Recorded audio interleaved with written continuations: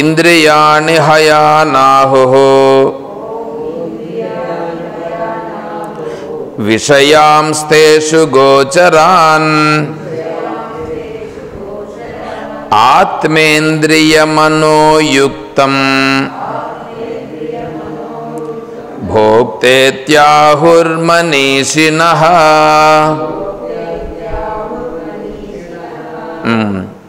దీంట్లో చూడండి, ఇక్కడ శ్రీకృష్ణుడు సారథి, అవునా? శ్రీకృష్ణుడు సారథి, అర్జునుడు యజమాని. అర్జునుడు యజమానిగా కదా ఉన్నాడు,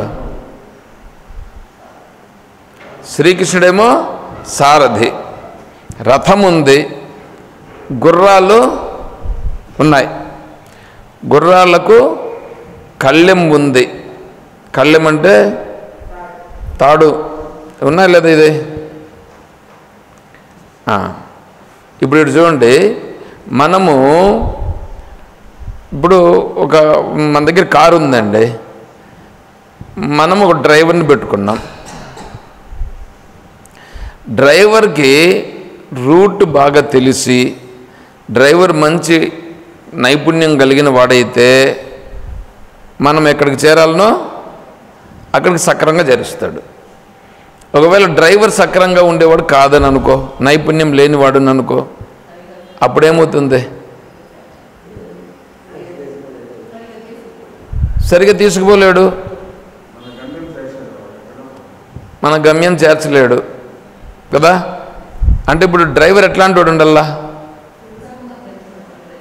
డ్రైవరు బాగా తెలిసినవాడు ఉండాలి, అవునా? ఇప్పుడు అర్జునుడు ఎక్కడున్నాడు? యుద్ధరంగంలో. ఇప్పుడు యజమాని కదా, యజమాని యుద్ధం చేసేదానికి యజమాని ఉన్నాడు. ఆ యజమానికి సహాయం చేసేదానికోసం కదా కృష్ణుని పెట్టుకున్నాడు. కృష్ణుడు సారథిగా కదా ఉన్నాడు, కృష్ణుడు సారథిగా ఉన్నాడు.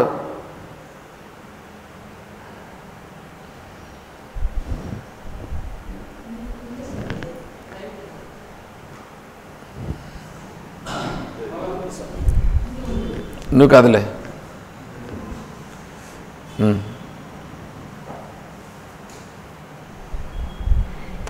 అర్జునుడేమో యజమాని, శ్రీకృష్ణుడు సారథి.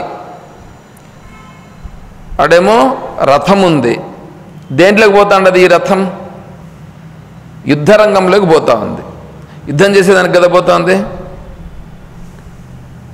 ఇప్పుడు యుద్ధం చేసేదానికి పోతా ఉంది అంటే, యుద్ధంలో ఎవరెవరితో యుద్ధం చేస్తూ ఉన్నా ఎట్లాంటప్పుడైనా సారథిగా ఉండేవాడు ఎట్లా ఉండాలా? ఎంత నైపుణ్యం ఉండాలా? రోడ్లో కారు పోతూ ఉందండి, మనం కారులో కూర్చొని పోతున్నాం, కారులో మనం వెనకాల కూర్చోన్నాం, కారు ముందర డ్రైవర్ చేసుకొని పోతున్నాడు. డ్రైవర్ బాగా నడపాలి కదా, చాకచక్యంగా ఉండాలి కదా. ఎన్ని వస్తూ ఉంటాయి అందులో, హైవేలో పోతూ ఉంటే ఎట్లుంటుంది రోడ్లో? ఎంతమంది ఎన్ని పోతుంటాయి వెహికల్స్. ఆ వెహికల్స్ అన్నింటినీ తప్పించుకొని కదా పోవాలా.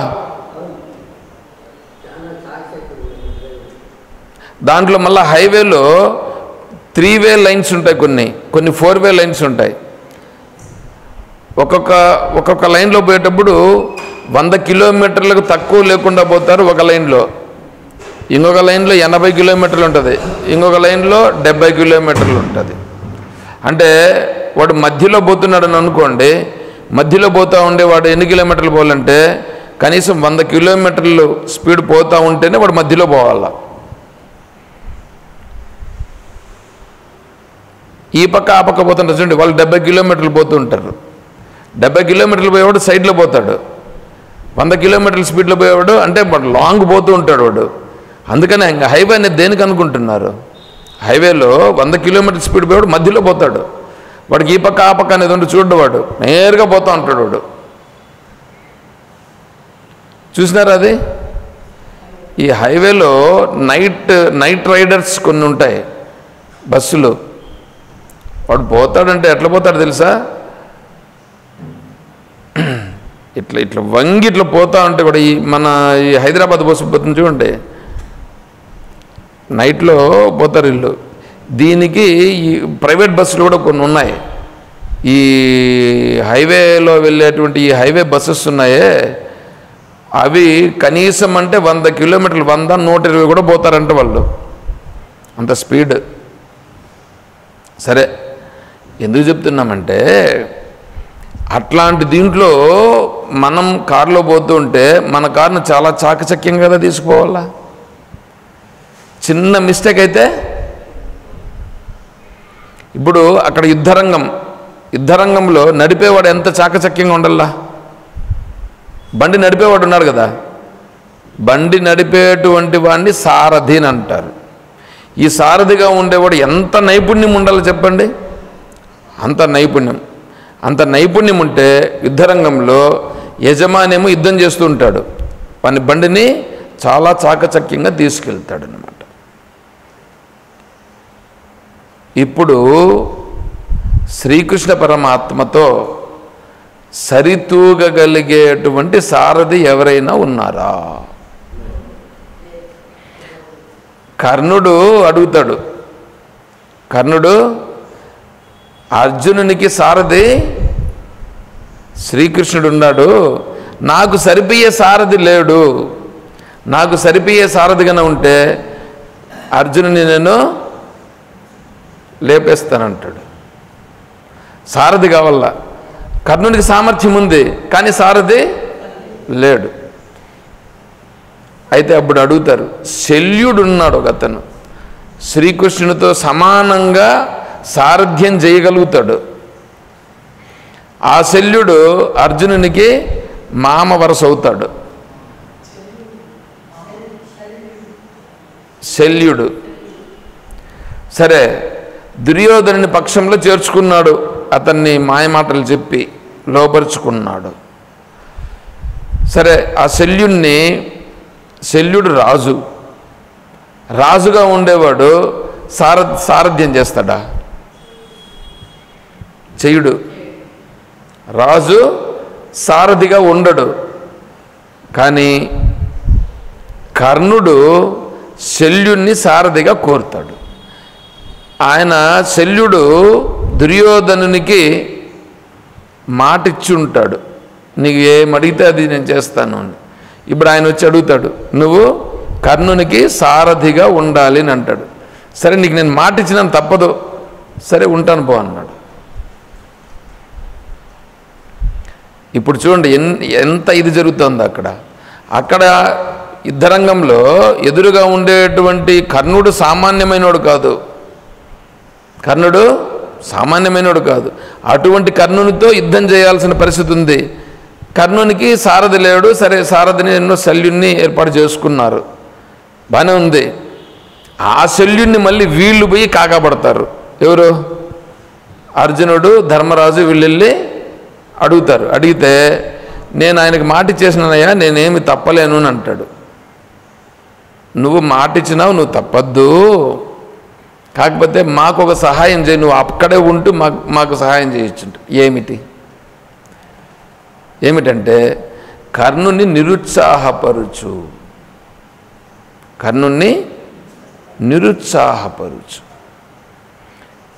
యుద్ధం చేస్తూ ఉంటే మనం కూడా ఏదన్నా ఒక పని చేస్తూ ఉంటే మన దగ్గర ఉండేటువంటి వాళ్ళు, ఇప్పుడు నేను ఉపన్యాసం చెప్తున్నాను అనుకోండి, మీ ముఖాలు చూస్తూ ఉంటే నేను ఎందుకు ఇట్లా చూస్తూ ఉంటాను? ఇక్కడ చూస్తే ఎంతసేపైనా చంద్రశేఖర స్వామి నిద్రపోతూ ఉంటాడు. నేను నిద్రపోతూ ఉండాలని చూస్తే నేను ఎట్లా చెప్పగలను? అర్థమవుతుంది. అందుకని నేను ఇట్లా చెప్తా. ఎందుకంటే నిద్రపోతూ ఉండేవాళ్ళని చూస్తే చెప్పాలనిపిస్తుందా? చెప్పాలనిపించదు.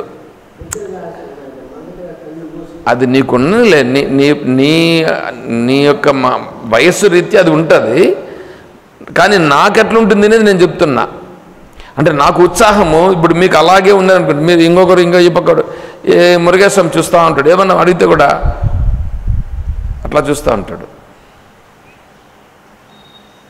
మళ్ళీ కొంచెం గట్టిగా అడిగితే అప్పుడు చెప్తారు. అప్పుడు నాకు ప్రోత్సాహం ఉంటుందా? నాకు ప్రోత్సాహం రావాలంటే ఎట్లుండాలా? నేను ఏదన్నా చెప్తున్నప్పుడు వింటూ, ఏదన్నా ప్రశ్న అడిగినప్పుడు దానికి రియాక్ట్ అవుతూ ఉంటే వీళ్ళు ఉంటున్నారని నా మైండ్ ఇంకొద్దిగా బాగా యాక్టివ్గా పనిచేస్తుంది. అవునా కదా? అట్లాగే ఇప్పుడు కర్ణుడు అర్జునునితో యుద్ధం చేయాలనంటే యుద్ధం చేసేటప్పుడు నువ్వు అర్జునునితో యుద్ధం చేసేవాడా అని మనం అనుకో, అప్పుడేమవుతుంది? కొంచెం వీక్ అవుతాడు, బలహీనం అవుతుంది. అట్లా చెయ్యని అంటారు. సరే మీకు నేను మాట ఇస్తున్నా, సరే చేస్తామని అంటారు. అంటే సారథి కూడా ఇప్పుడు ఏమైపోయినాడు?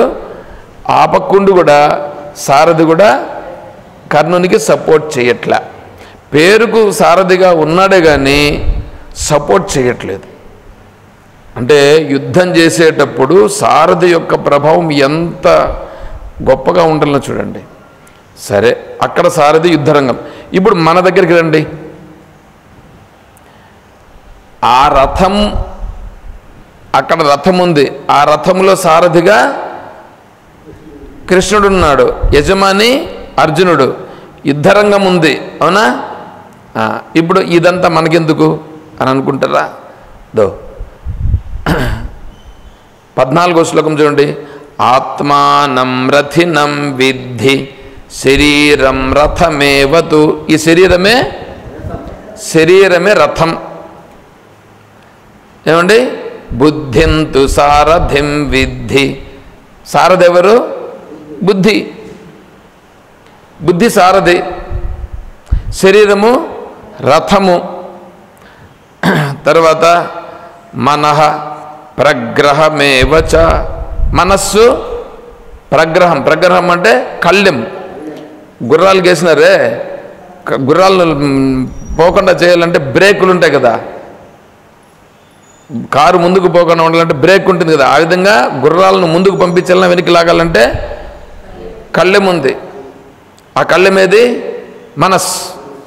మనస్సు అనే కళ్ళెం, శరీరం అనే రథం, బుద్ధి సారథి, యజమాని ఆత్మ. ఏమండి? గుర్రాలు. తర్వాత 15వ శ్లోకం. ఇంద్రియాణి హయానాహు. ఇంద్రియాణి హయానము అనంటే గుర్రములు. ఇంద్రియాణి హయానాహు. ఆహు అంటే చెప్తారు. ఇంద్రియములే గుర్రాలు. ఎన్ని ఉన్నాయి ఇంద్రియాలు మనకి? 5 ఇంద్రియాలు. జ్ఞానేంద్రియాలు 5 ఉన్నాయిగా. ఆ 5 జ్ఞానేంద్రియాలే 5 గుర్రాలు. అందుకే శ్రీకృష్ణుడు ఉండేటువంటి రథానికి 5 గుర్రములు ఉంటాయి. కొన్ని జాగాల్లో 4 గుర్రాలనే వేస్తారు, వాళ్ళు వేస్తారు. కానీ ఇక్కడ మనకు ప్రమాణం చూపిస్తున్నారుగా, ఇంద్రియాణి హయానాహు అంటే ఏమిటి? ఇంద్రియాలు ఎన్ని? 5. అప్పుడు గుర్రాలు ఎన్ని? 5. గుర్రాలు 5. ఇవి అడిగిపోతున్నాయి. విషయాంస్తేషు గోచరాన్. అక్కడ యుద్ధరంగం లేకపోతుందిగా. ఇప్పుడు ఈ రథము ఏమంటే ఈ రథము పోతుందా లేదా? ఎడిగిపోతుంది? విషయాలపైకి. విషయాలే ఇక్కడ యుద్ధరంగం. ఇప్పుడు యుద్ధరంగం ఎక్కడుంది? మనస్సులో కాదు. ఇప్పుడంతా ఇదే కదా యుద్ధరంగం. యుద్ధరంగంలో నడుస్తూ ఉన్నాం ఇప్పుడు మనం. రథం నడుస్తుందా లేదా? శరీరం నడుస్తుందిగా. ఎక్కడ నడుస్తుంది? ఈ ప్రపంచంలో నడుస్తుంది. ఈ విషయాలన్నీ ఉన్నాయి కదా, ఈ విషయాలు నీకు ఎదురుపడుతున్నాయే. నీకు ఎదురుపడి నీ మనస్సులకు అన్నీ వస్తున్నాయి చూడండి. ఆ ఎదురుగా ఉండేటువంటి వాడే నీ పైన ప్రయోగిస్తున్నటువంటి బాణములు.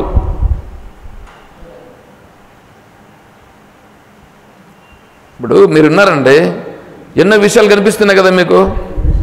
ఆ విషయాలన్నీ మీ మనస్సులోకి వచ్చి పడుతున్నాయి లేదా? వేరే వాళ్ళు మాట్లాడుతున్నారా లేదా? వేరే వాళ్ళు ఏంటంటూ అంటున్నారా లేదా? అవన్నీ ఏంటివి? మీ మనస్సులను సంతోషపరచుటయో, మీ మనస్సులను ఇబ్బంది పరచుటయో, గాయపరచుటయో జరుగుతున్నాయా లేదా? ఇప్పుడు వాళ్ళందరూ ఏం చేస్తున్నారు? నీ పైన బాణములు ప్రయోగిస్తున్నారు. అవునా? నువ్వు బాధపడిపోతున్నావా లేదా? బాధపడిపోతున్నావంటే ఏమి? వాళ్ళు నిన్ను బాణం వేసి నిన్ను అంతే కదా. నువ్వు బాధపడిపోయినావు అంటే నువ్వు కింద పడిపోతున్నావు కదా. కింద పడిపోతున్నావు అని అంటే అర్థం ఏమిటి? నిన్ను కృంగదీస్తున్నారు అంటే నువ్వు ఇప్పుడు యుద్ధరంగం ఎక్కడుంది? ఇదే యుద్ధరంగం. నీ చుట్టూ ఉన్నదంతా ఇదే యుద్ధరంగం. ఆ యుద్ధరంగంలో ఈ శరీరమే రథం, ఈ శరీరమే రథము, ఈ ఇంద్రియాలే గుర్రములు. ఈ ఇంద్రియాలను నిలబెట్టేటువంటిది మనస్సు, అవునా? ఈ మనస్సు అనేటువంటిది బాగా పనిచేయాలంటే సారథి బాగుండాలి, బుద్ధి. వెనకాలుండేది యజమాని, యజమాని ఆత్మ. ఏమండి? ఇప్పుడు ఈ ప్రపంచం అనే యుద్ధరంగంలో ఇప్పుడు అర్జునుడు కృష్ణుడు అక్కడ వాళ్ళు ఏదో యుద్ధం చేసినారు. అప్పుడు కృష్ణ పరమాత్మ సారథిగా ఉండి అర్జునుడు గెలిచినాడు, అయిపోయింది. ఇప్పుడు ఆ కథ మనకు అవసరమా? దానివల్ల ఏమైనా ప్రయోజనం ఉందా? ప్రయోజనం ఏమిటి? ఇప్పుడు నేను ఇప్పుడు ఈ యుద్ధరంగంలో నేను విజయం సాధించి మోక్షమును పొందాలి. నేను చేరాల్సిన గమ్యం ఒకటి ఉందిగా. నేను చేరాల్సిన గమ్యము శాంతిని పొందుట, మోక్షమును పొందుట. ఇప్పుడు నాకు బుద్ధి, నాకు సారథి సక్రమైనడు ఉంటే నేను చేరాల్సిన ప్రదేశానికి చేరుతా. ఇప్పుడు సారథిని ఎవరు పెట్టుకోవాలి? ఇక్కడ 13వ శ్లోకం చూడండి. ఇప్పుడు 13వ శ్లోకం చూడండి. విజ్ఞాన సారథిర్యస్తు. ఎవరు సారథి? విజ్ఞాన సారథి. విజ్ఞాన సారథి, విజ్ఞానమే సారథి. ఆ విజ్ఞానం అనేటువంటిది మనకు ఇచ్చేవాడు కావాలి. విజ్ఞానం ఇచ్చేవాడు అంటే విజ్ఞానం అంటే ఏంటి? జ్ఞానము, విజ్ఞానం. జ్ఞానం విజ్ఞానం ఎక్కడుంది? భగవద్గీతలో ఉంది. భగవద్గీతను చెప్పేటువంటి వాడే, అంటే భగవద్గీతను చెప్పినటువంటి వాడు ఎవరు చెప్పింది? శ్రీకృష్ణ పరమాత్మ. శ్రీకృష్ణ పరమాత్మ అక్కడ అర్జునుడికి సారథిగా ఉండి అర్జునుడిని గెలిపించినాడు. ఇప్పుడు నాకు కూడా శ్రీకృష్ణ పరమాత్మే సారథి. నా బుద్ధి ఇప్పుడు ఏమైపోవాలి? నా బుద్ధి శ్రీకృష్ణ పరమాత్మ చెప్పినటువంటి భగవద్గీతను పట్టుకున్నామని అనుకోండి, అప్పుడు ఏమవుతుంది? నా బుద్ధి ఏమైపోతుంది? ఇప్పుడు శ్రీకృష్ణ పరమాత్మ చెప్పిన బుద్ధి అయిపోతుంది. అర్థమవుతుందా? అప్పుడు సారథి శ్రీకృష్ణ పరమాత్మే అయిపోయినాడు. ఇప్పుడు ఇక్కడ శ్రీకృష్ణ పరమాత్మ ఎక్కడున్నాడు? ఇప్పుడు సారథి రూపంగా. ఇప్పుడు మీరు ఏదైనా ఒక పని చేయాలనుకున్నారండి, ఏదైనా ఒక పని చేయాలని అనుకుంటే తస్మాత్ శాస్త్రం ప్రమాణంతే కార్యకార్య వ్యవస్థితం. అంటే ఏ పని చేయాలనుకుంటే కూడా శాస్త్రం ప్రమాణము అని అనుకున్నారు. ఇప్పుడు మీరు ఏదైనా పని చేయాలంటే బుద్ధితో నిశ్చయం చేస్తారా? చేయరా? బుద్ధితో నిశ్చయం చేస్తారు. ఆ బుద్ధి మీ ఇష్టం వచ్చినట్టు చేస్తారా అంటే చేస్తారు మామూలుగా. కానీ ఏదైనా పని చేయాలంటే భగవద్గీతలో దీనిని ఎట్లా చేయాలని చెప్పింది అని చూసినారని అనుకోండి, అప్పుడు నీ బుద్ధి ఏం చేస్తాను? ఇట్లు బాగా పనిచేసినట్లు కాదు, భగవద్గీతను పట్టుకుంటా ఉంది. భగవద్గీతలో శ్రీకృష్ణ పరమాత్మ చెప్పినది పట్టుకునింది. అంటే ఆ బుద్ధి ఏమైంది? ఇప్పుడు శ్రీకృష్ణ పరమాత్మ బుద్ధి అయ్యిందా లేదా నీ బుద్ధి అయ్యిందా? శ్రీకృష్ణ పరమాత్మ బుద్ధి అయింది. అంటే నీ బుద్ధి కాదు అక్కడ ఉండేది. అప్పుడు ఆ బుద్ధి ఇప్పుడు ఏమైపోయింది? శ్రీకృష్ణ పరమాత్మ చెప్పిన బుద్ధి అయ్యింది. అక్కడ విషయం అర్థమవుతుంది. బాగా చూసుకోండి. ఎవడైతే శ్రీకృష్ణ పరమాత్మ చెప్పినటువంటి భగవద్గీతను ఆదర్శంగా తీసుకుని భగవద్గీతలో చెప్పినటువంటి బుద్ధితో పనిచేస్తాడో అప్పుడు శ్రీకృష్ణ పరమాత్మ ఎక్కడున్నాడు? బుద్ధి రూపముగా ఉన్నాడు. చూసారా? ఇప్పుడు శ్రీకృష్ణ పరమాత్మ అంటే ఏమనుకుంటున్నారు? భగవద్గీత శ్రీకృష్ణ పరమాత్మ. ఇప్పుడు నేను అనుకోండి, నన్ను మీరు గుర్తిస్తున్నారంటే ఎట్లా గుర్తిస్తున్నారు? ఈ రూపానికి మీరు గుర్తిస్తాండి. అదే ఈ రూపాన్ని గుర్తిస్తున్నారా? నేను చెప్పేదాన్ని గుర్తిస్తున్నారా? చెప్పేదాన్ని కదా గుర్తిస్తున్నారు. అంటే చెప్పేదంటే నా బుద్ధిలో ఉండేది కదా వస్తుంది, నా బుద్ధిని కదా మీరు గుర్తిస్తున్నారు. అదేవిధంగా శ్రీకృష్ణ పరమాత్మ అని అంటే శ్రీకృష్ణ పరమాత్మ చెప్పింది ఏంది? భగవద్గీత చెప్పాడుగా. ఇంతసేపు అదే కదా మనం చెప్పుకునేది. గీతాచార్యుని తీసుకోవాలని. గీతాచార్యుడు అంటే భగవద్గీతను చెప్పినటువంటి కృష్ణ పరమాత్మ, గురుదేవుడు. గీతాచార్యుడైనటువంటి శ్రీకృష్ణ పరమాత్మ చెప్పినటువంటిది శ్రీకృష్ణ పరమాత్మ బుద్ధి ఎక్కడుంది ఇప్పుడు? భగవద్గీత రూపంగా ఉంది. శ్రీకృష్ణ పరమాత్మ భగవద్గీత రూపంగా తను చెప్పి ఉన్నాడు. అంటే శ్రీకృష్ణ పరమాత్మ భగవద్గీతయే శ్రీకృష్ణ పరమాత్మ. బుద్ధి వచ్చిందిగా ఇప్పుడు. భగవద్గీత ఇప్పుడు భగవద్గీత అంటే ఏమనుకుంటున్నారు? బుక్ అనుకుంటున్నారా? శ్రీకృష్ణ పరమాత్మ. భగవద్గీత అంటే శ్రీకృష్ణ పరమాత్మే. శ్రీకృష్ణ పరమాత్మ అంటే భగవద్గీతే. ఇది నిజమైన శ్రీకృష్ణ పరమాత్మ. ఆ శ్రీకృష్ణ పరమాత్మ చెప్పినది నా బుద్ధిలోకి వచ్చింది అనుకో, అప్పుడు శ్రీకృష్ణ పరమాత్మ ఎక్కడ ఉన్నట్లు? బుద్ధిలో ఉన్నట్లు. ఏమండి? బుద్ధి సారథి. బుద్ధి సారథి, యజమాని ఆత్మ, శరీరం రథం, గుర్రాలు ఇంద్రియాలు. ఇప్పుడు దీన్ని నడపాలా. దీన్ని నడపాలంటే ఈ జీవితం, మనది జీవితం ఉందిగా, జీవితం నడుస్తుందా లేదా? యుద్ధరంగంలో నడుస్తుందా, లేకపోతే నువ్వేమన్నా స్వర్గలోకంలో ఉండవా? యుద్ధరంగమే కదా ఇప్పుడు జరుగుతూ ఉండేది. యుద్ధం జరుగుతుందా లేదా? యుద్ధం జరగట్లేదా? ఎప్పుడెప్పుడు జరుగుతుంది యుద్ధరంగం? ప్రతి క్షణము యుద్ధం జరుగుతూనే ఉంది.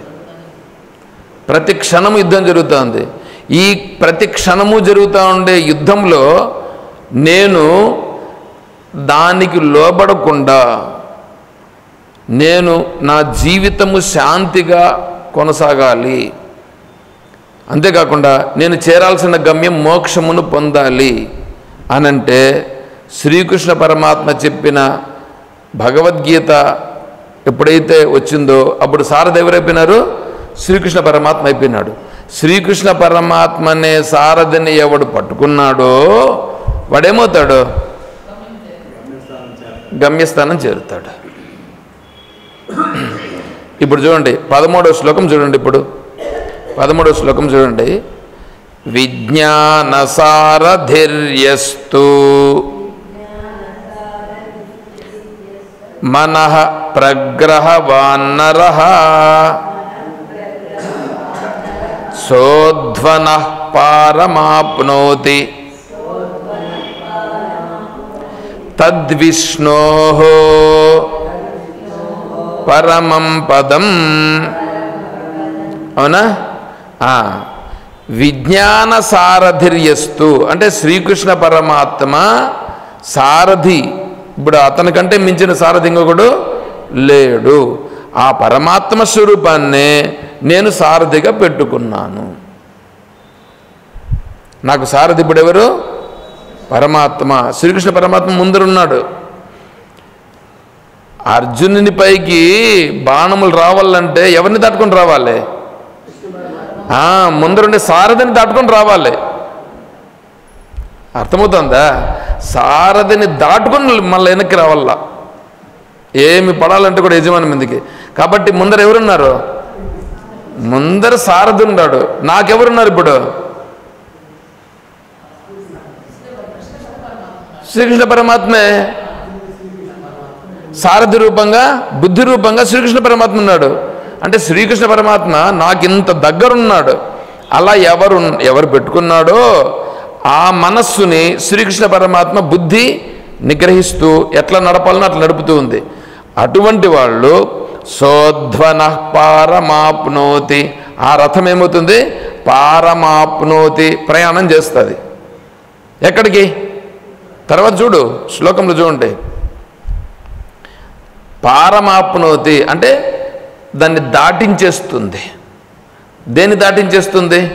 ఈ సంసారమనే సాగరము నుండి, నీకుండే కష్టముల నుండి, నీకుండేటువంటి ఏ లోటుపాట్లు ఏవైతే ఉన్నాయో వాటన్నింటి నుంచి, ఏ దుఃఖాలు ఉన్నాయో వాటన్నిటి నుంచి పారమాప్నోతి. పారం అంటే దాటివేయుట. ఆప్నోతి తీసుకొని వెళ్ళిపోతుంది. ఎక్కడికి? తద్విష్ణోహో. ఎక్కడికి తీసుకుపోతుంది? విష్ణోహో, విష్ణువు దగ్గరికి తీసుకెళ్ళిపోతుంది. ఎవరు విష్ణువు?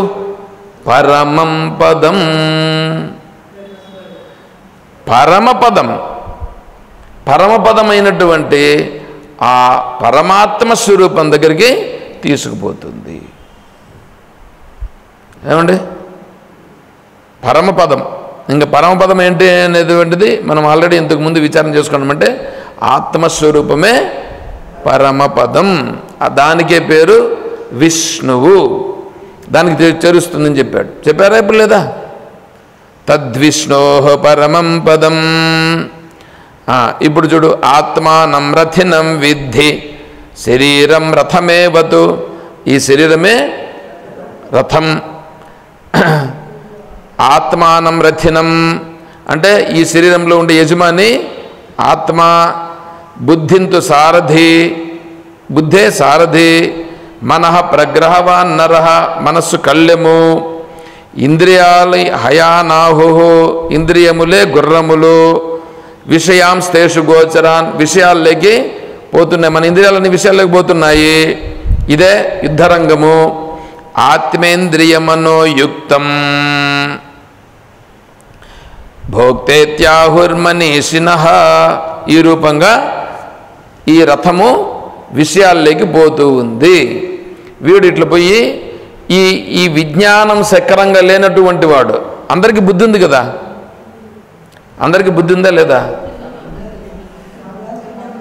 బుద్ధి ఉంది, కానీ ఆ బుద్ధికి సారథి ఎవరు? అందరికీ శ్రీకృష్ణుడా?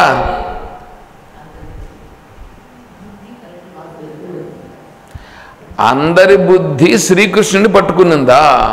భగవద్గీతను పట్టుకున్నదా? భగవద్గీతను చెప్పినట్లుగా ఎవడు ఆచరిస్తున్నాడో అంతెందుకు, నేను ఇంకా ఎక్కువ మాట్లాడితే బాగుండదు.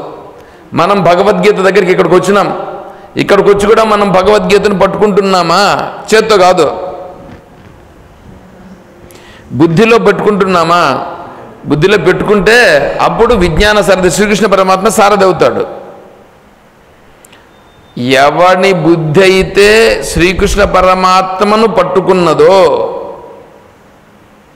అర్థమవుతుందా? ఎవని బుద్ధి అయితే శ్రీకృష్ణ పరమాత్మ చెప్పినటువంటి భగవద్గీత రూపంగా ఉండే శ్రీకృష్ణుని పట్టుకున్నదో, అంటే శ్రీకృష్ణ పరమాత్మను సారథిగా చేసుకున్నదో, ఆ శ్రీకృష్ణ పరమాత్మను సారథిగా చేసుకుని బుద్ధిగా ఉన్నటువంటి వాళ్ళు ఎవరున్నారో వాళ్ళు విష్ణు పదవిని చేరుతారు. మిగిలిన వాళ్ళు ఏమవుతారు తెలుసా? విషయ భోగములలో పడిపోతారు. వాళ్ళకి సారథి ఎవరు? వాళ్ళకి సంబంధించిన సారథిని ఎవరిని పెట్టుకున్నారు? వాళ్ళు వేరే వేరే సారథిని పెట్టుకున్నారు కాబట్టి వాళ్ళు ఆ విషయాల్లో పడిపోతారు. వాళ్ళు అక్కడ దాంట్లో కృంగిపోతారు. అంతే కదా? సంసారంలో ఉండేటువంటి సారథులను పెట్టుకొని సంసారంలో మునిగిపోతూ ఉంటారు. అదే శ్రీకృష్ణ పరమాత్మ సారథిగా పెట్టుకున్న వాళ్ళు ఇక్కడ విజయాన్ని పొందుతారు, మోక్షమును కూడా పొందుతారు, శాంతిగా కూడా ఉంటారు. అది మనకి ఇక్కడ ఈ శ్లోకంలో మనకు చెప్పడం జరిగింది. సరే,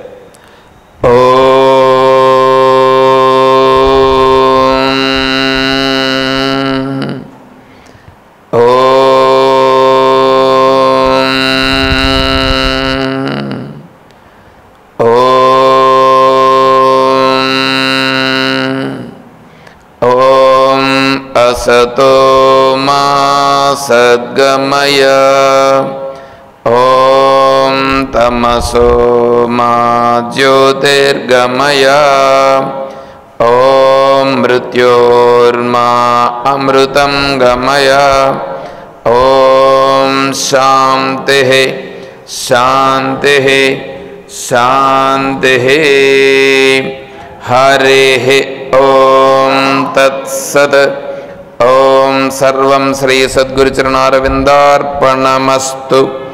ओम जय बोलो श्री कृष्ण परमात्मा की जय, बोलो गीता माता की जय। जय बोलो भक्त मंडली की